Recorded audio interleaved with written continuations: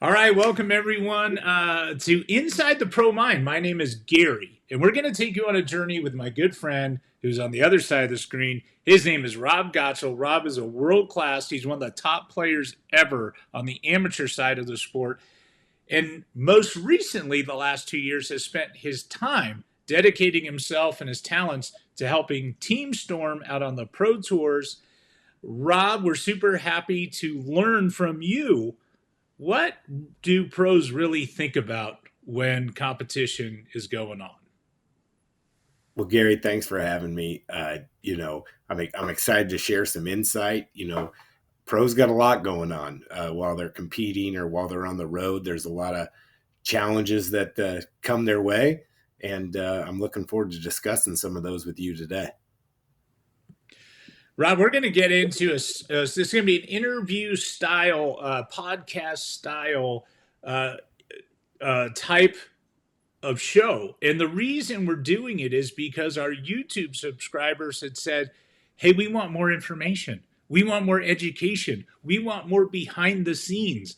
And so, listen, if you want to tune in and be entertained by this video, hit the stop button now because this is about information. We're going to give you tremendous information in a fun way, and it can apply to everyday life as well as your own bowling game because what happens in our mind controls so much, Rob. Because what are the two things we all get to control every single day? I think our attitude is one of them. For sure. And then what we do, what we execute, how we go about our day. That's right. We choose our day. And so anyway, we're going to learn from your perspective working with the top pros. We're going to get right into it with question number 1. And it starts at the beginning, Rob. It is when a pro walks into a venue, what's the very first thing that they're thinking about or analyzing? What is before competition begins? Yeah, I think it's pretty simple, Gary. They're trying to get the lay of the land of the center, right? Some centers are new, some centers they've been to before, but it's just trying to get as much information about the venue as possible. It can be as simple as where's player parking, where's the locker room for the week, where's player services. Then you get into some more competitive details of what's the lane surface type, how old is it, what type of machine do they traditionally use, maybe a little information about their house shot, just to kind of try to get a general idea of where the track might be, where the consistent play in the center is. But it's really just trying to find out those little details to get prepared for the week ahead, before they hit the lanes for their official practice session. It's great information. And, it is interesting. You go to a new place, and a lot of times the pros, they're going to new venues. Now, they may have competed in them before, so they may have the lay of the land. Just like all of us, right? We're bowling league. We know the lay of the land because we bowl league in the center all the time. But what happens when we go bowl city or state tournament and we've never been there before? It's good to first take in the surroundings. I would tell the kids that bowl our SYCs too. I go, little things like find out like how much does a bottle of water cost out of the vending machine so you can be prepared, right? Like I know it sounds silly, but when you're bowling a tournament, there's not a lot of time between your last shot in the 10th frame and your first shot of the next game. So you got to kind of fast track that with your bathroom breaks and your water breaks or snacks or whatever. For sure, and then depending on the week and the center and who's in charge of the hospitality for professional event. Some weeks there's tons of food and beverage provided. Some weeks it's general. It can be just basic, and so understanding those types of things, whether you need to go pick up some things before you even arrive at the bowling center, so you can have them in your bag ready to go during competition. Or just where's the spread going to be for the week. It's important. So good. We were off to a good start with question number 1. I've got 5 questions, so we're going to roll into question number 2.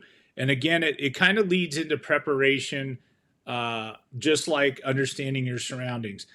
Question 2 I have is, how much of a pro's preparation is mental versus physical? And I think we're talking about when it's closer to performance time, right? We all know that the pros are training all year in the gym. We all know that they're working on their physical games all year when it's not tournament time. But I'm talking about like how much physical versus mental when it's time to perform, do you think? Yeah, I would, just to put a number on it, probably 25% physical, 75% mental. Uh, you always want to be fundamentally sound, with your physical game. And each player's usually got one or two things they're kind of keying on for the week, depending on the pattern, how to play the lanes, those types of things. But the mental side, you know, it, it, it's difficult. There's all kinds of things from, the surroundings, what's going on in the venue. You got spectators, you just got all this stuff going on. And then, there's scoring pace, that affects your mentality. When it's lower, you're kind of in a grind mode, like at a US Open where a 200 game is really good and you're trying to just leave something you can make. Make your spares and move on and, try to take advantage of the good pairs you catch and throw a few strikes and get some pins. But, when the scoring pace is high, you got to lock in. You got to make sure you're doing the right thing. You're throwing the right ball. But at the same time, you're going to have some bad games that go with the good games. And it's how you mentally, go about those challenges that can really kind of set you apart from the rest of the field during the week. Duly noted. I've made notes, Rob. I have a pen and I'm using it. Okay. Um, we're gonna move on. We have a product, so we're gonna have some fun. We're gonna play a couple of small videos. They're about a minute long, nothing big, but we want to show you some of the new product along while we're educating you on the show.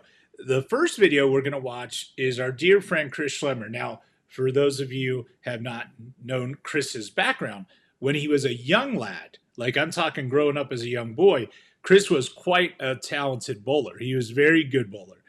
Back in the day, uh, many, many years ago, everyone kind of threw it a little straighter. I think Chris grew up on a Guardian Lane surface, which of course hooked. So Chris's game was always hard and straight. He's not the big power player. The reason I bring it all up is he loves the Gremlin so much. It is the hottest ball in bowling currently, and for good reason. And we'll get your take on that, Rob, in just a second. But Chris himself is in the video, and he is the brand manager at Rotogrip for a long time now. He lives Rotogrip, he breathes Rotogrip, he loves Rotogrip, and he is so pumped about this ball. He's like, I think I'm going to drill one for myself and just bowl with it in the video. Don't bash on our guy Schlem. The he hasn't bowled in 5 years probably before he did this video, and I think the ball he drilled was like 12 pounds. Rob, I'm not kidding. Let's Well, watch the video, and then I'm going to get your take on it. all right, sounds good.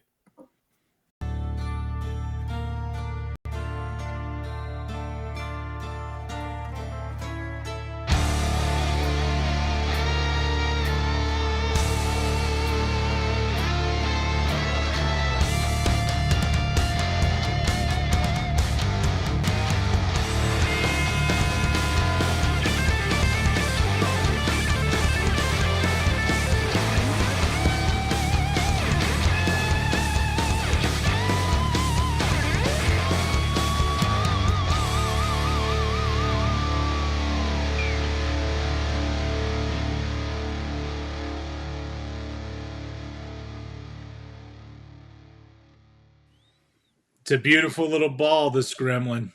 Yeah, that logo's sweet too. I really like the logo with the character and everything on it. Oh, love it so much. Do you know what he eats? The gremlin's diet consists of spiders, Rob. I did. I heard that. I read it on the ad sheet. There's been a few little social and web campaigns Yeah, about trying to locate him and his food, and I think it's been pretty clever. it's great. What's your take on Gremlin? Give me a 1 minute or less overview of your opinion. Uh, it's really a good compliment, to the Rotogrip line. It came out towards the end of the PWBA season.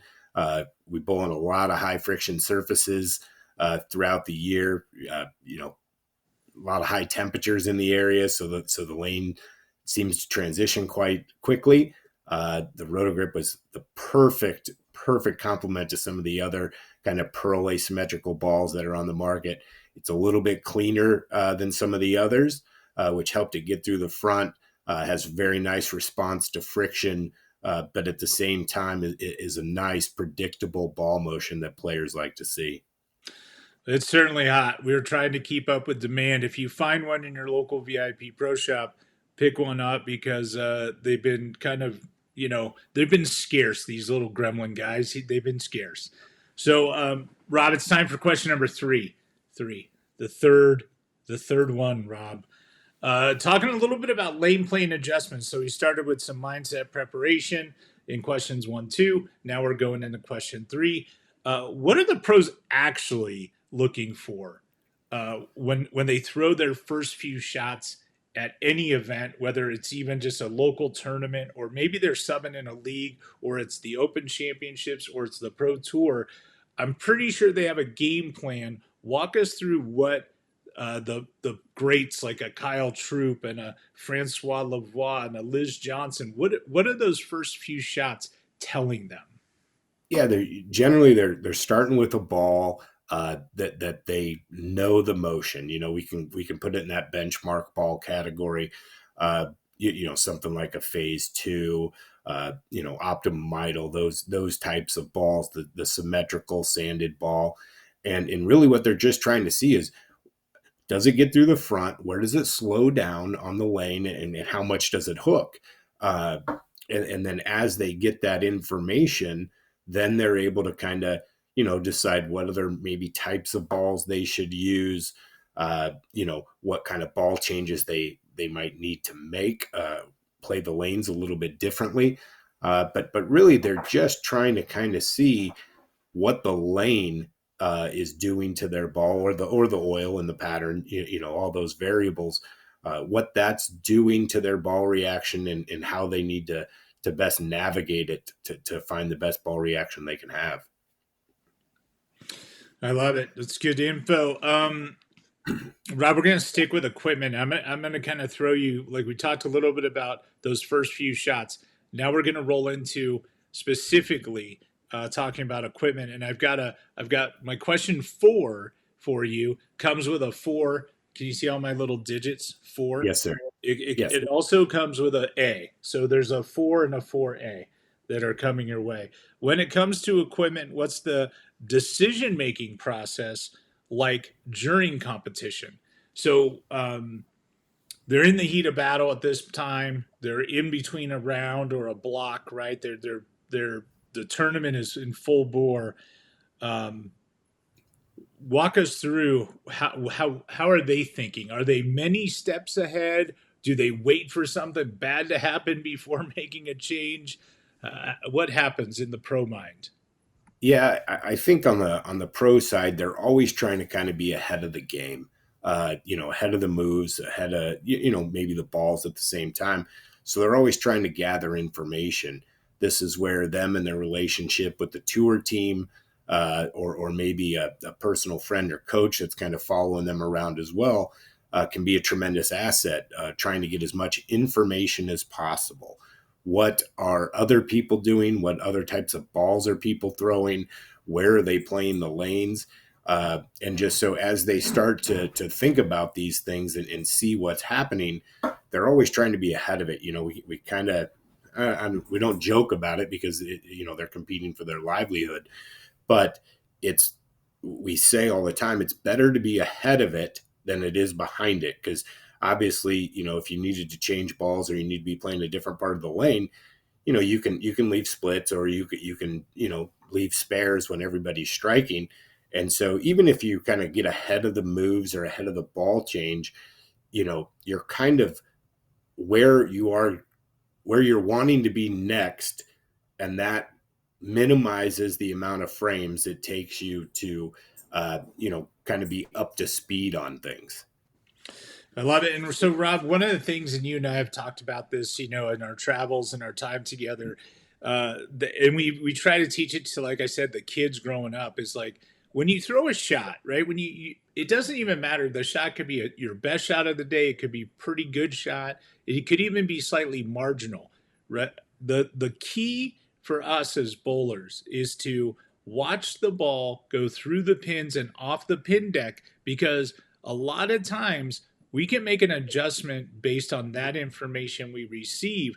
How's the ball going through the pins tells us what we need to do if we're paying attention. Sometimes, in my case, Rob, I fall over half the shots that I throw, so I lose my balance, so it's not very good. But I still try to, as I'm balancing myself and trying to stand back up, I try to see how did my ball go through the pins. Because if it's going off the pin deck and I'm a righty and it's finishing going toward the 7 pin, or it's deflecting and going toward the 10 pin, there's probably an adjustment needed, right? Oh, for sure. You're every shot that goes down the lane is information, not just for you, but for other people. And even watching your playing competitors or teammates, depending on what you're doing, on how their ball's reacting, what's happening on the lanes. All that is information that can be used, right? And so you're always trying to think, what's the next step? What's my next part of my progression in my decision making? And I also always say, Gary, that information is there. It's there for everyone. It's there for you, and you need to utilize it. But at the same time, you're going to make bad shots. Bad shots happen. Nobody's perfect, and so you have to be able to let those things go. I always joke that you can't run down the lane and get it if you've made a bad shot. It's happened. There's nothing that you can do to change it, but you can learn from it and figure out how you're going to, whether perform better or make a better decision as you progress through your block or your competition. Yeah, love it. I'm just keeping rolling with question four. This is still question four, and I think that for us at home, especially, we definitely gravitate toward a favorite ball, right, or a ball motion. So it's typically a ball. Like for me personally, I'm kind of digging and really loving on the Cove right now, a 900 global ball that we came out with, and it makes sense for me. Mine has a little bit of polish on it. It's a beautiful looking ball. I love the way it rolls. It lets me get it through the fronts. It's kind of like you talked about benchmark earlier. For me, it's kind of in that benchmarky type ball motion. So For I sure. love what I get out of it. But how do pros balance the confidence between a favorite ball, if they have one, versus making the right choice in equipment uh, based on the pattern they're bowling on at that moment in time? Yeah, I think that favorite ball, or like you said, it's kind of your benchmark ball. That leads to your decision making process, right? You should always throw your benchmark ball or favorite ball, first, because it's what you trust. It gives you the most information that you want, and then you make your progression to your decisions after that. Of do I need something that's a little weaker? Do I need something that's a little stronger? And so you're the only one that knows exactly how you threw the shot, how you feel you're performing in that moment or on that day. And so you have to take that information. You have to be real with yourself, and then apply it to everything going forward. All right, Rob. We promised a couple videos throughout this little show, and so we're talking. I shared that my current right now favorite ball is the Cove, and then my second one is the Gremlin. When I want to get in and hook it a little more, I like the Gremlin. It's a little cleaner and more sharp for me. So these are my two favorites. Cove is kind of the one I start with. We have a small video with the Cove, and it features Andrew Anderson, who had an amazing year, and then Mitch Hoope, who also had a very good year for Mitch Hoope. It might have been his most point total in a season as a pro. And this guy's on the verge of breaking out and being a top 10, top 5 type player, I think, on tour. Your thoughts? Yeah, for sure. I mean, Andrew Anderson, huge addition to 900 global this year. Second in points, second most statistical categories. You know, uh, dang near mirrors his player of the year in 2018. And then Mitch, he just kept knocking on the door. Made a couple shows. And he's looking to break through for that singles title. And I do believe you're correct that he had his highest points finish of his career on the PBA. Well, let's watch a little video on, and it features Andrew and Mitch in the video, and it's on the Cove and Ember. It's just like a dual launch that came out from 900 Global. Really good product, and we'll take a 1 minute look at these guys. The Cove, especially being a hybrid cover coming to surface, you can see that was a very predictable ball motion. Now where we can choose to move left with the stronger ball, the Cove, or we can stay in the same spot with the cleaner ball, the Ember. I was expecting some down lane motion, but as you can see, that was trucking through him. Cove is the RB85, and what I'm seeing out of that is it's not really forcing me left quick. I'm able to stay in the same part of the lane for a pretty long amount of time and make incremental moves as I get chased left.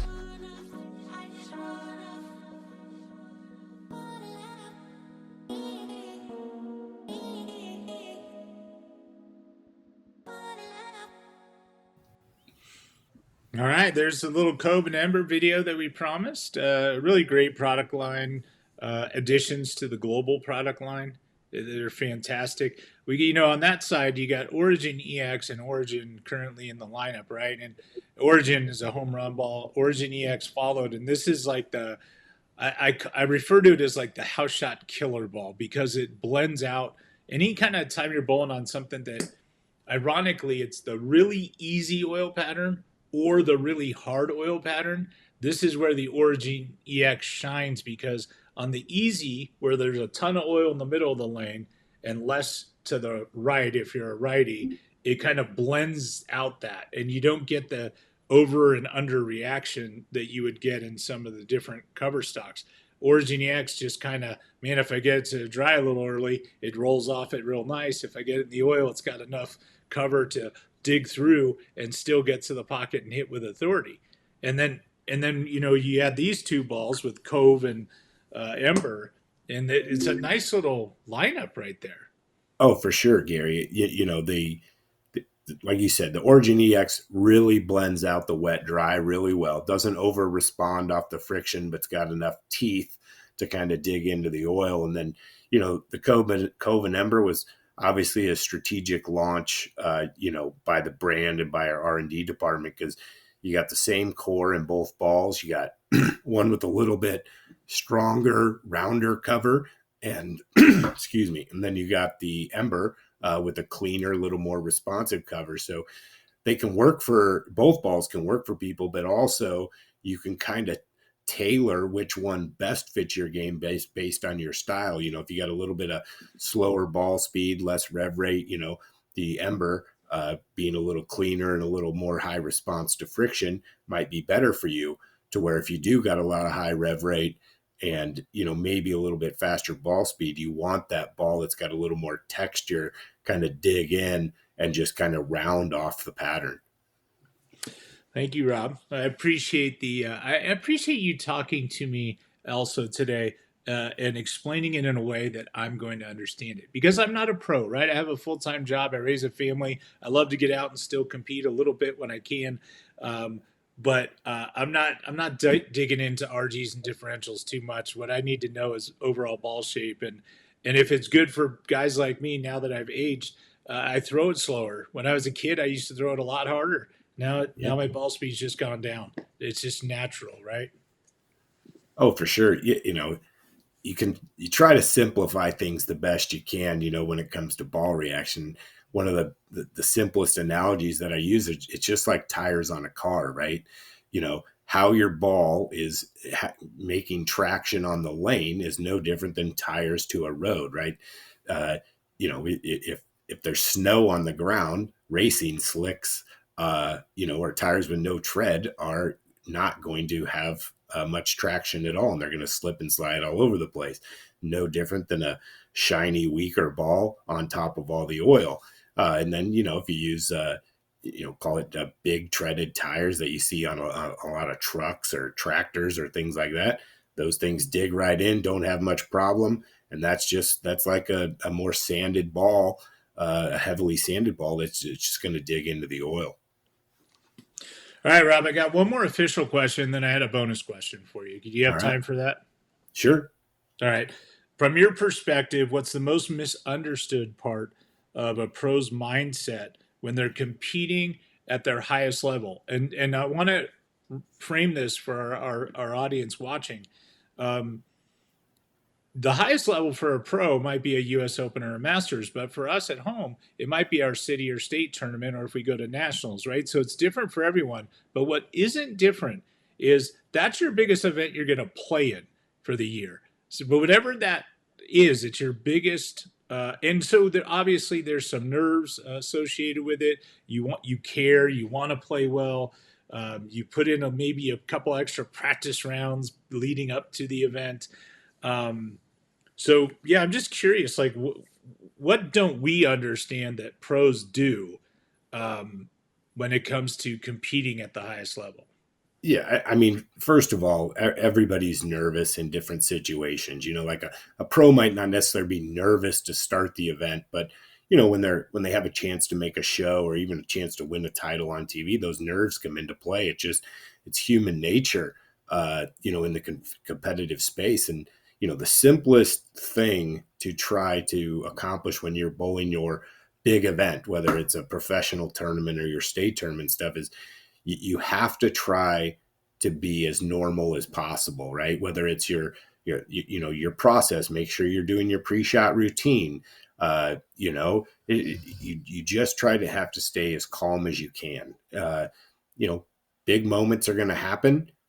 You need to make sure you breathe, and just, I always say, embrace the moment, enjoy the moment, and then the moment will happen, and whatever happens, happens. All right, good advice. You have time for my bonus question. You've already said you do, so I'm going to I ask do. it. Um, if you could explain one secret about how pros approach competition that fans don't typically know, uh, how could you summarize that? What would that look like? Oh, can you say the question one more time? If you could explain one secret, like in quotes, right? One secret about how pros approach competition that us fans typically don't know, what would it be? Whew. I would say they're always open minded, right? We're in the age now where we have a lot of information, whether it's the lane surface, the lane pattern, the lane oil, these types of things, and there could be a proper way to play the lanes or ball type to use, but at the same time, that's not a known factor until you start competing. So you gotta, I'll say it again. I said it earlier, in this little interview, that you've got to let your ball do the talking. And so their mind is always open. They're not committed to just doing one thing. And so you have to be ready to pivot if the situation allows. Good advice, Rob. I love it. I love it. Hey, listen, if you've watched this long, thank you. We hope you got something out of today. And if you have a topic that you would like Rob or one of our teammates to cover at Storm HQ, drop it in the comment section and we'll go through and read them. And then maybe Rob and I come back and answer we'll do a whole little show on your topic, right? So our topic was just chatting it up with the guy that works with the best players in the world with day in and day out, Mr. Gotchall. And by the way, as I said at the beginning of the show, Rob's at one point in his career the top amateur in the country. This guy, Team USA, a lot of accolades, won some big tournaments, very knowledgeable, and an accomplished player in your own right, Rob. Now helping the best players in the world on Team Storm get the most out of their game. So we thank you for the the knowledge that you dropped on us today, my friend. Thank you. Oh, you're welcome, Gary. I'm so happy to be here. It's a whole full circle type thing. I'm like many people out there that love this game, and I started just as a little bowling alley rat. When I was a kid, just kept working bowl leagues. Happened to get good enough to be able to do it for a living for a bit, and now it's very rewarding to kind of help the next generation chase their dreams, which it's fun to watch. All right. Well, we appreciate your time, Rob.